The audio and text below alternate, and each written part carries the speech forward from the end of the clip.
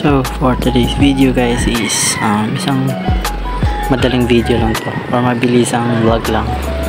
So yun nga, no, may pipick upin tayong manok.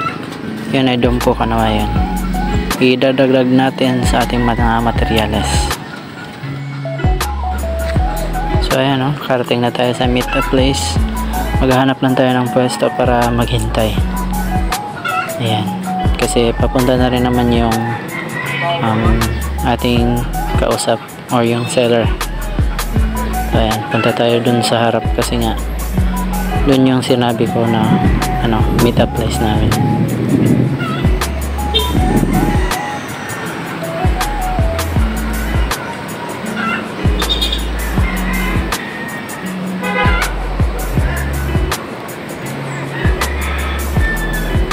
So yun nga, no, dito ako pupwesto. And antayin ko na lang yung seller dito. Update ko kayo kapag nakuha ko na yung manok. Ayan. So akit na tayo dito. Ayan.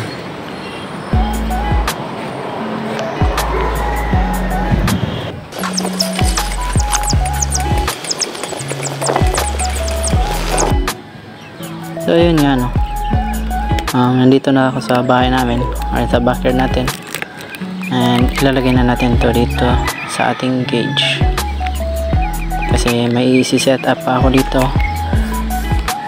Ilalagay ko sa limber yung isa kong dumpo o yung XIG natin. Ayan. Wait lang, papasok na tayo. So ayan,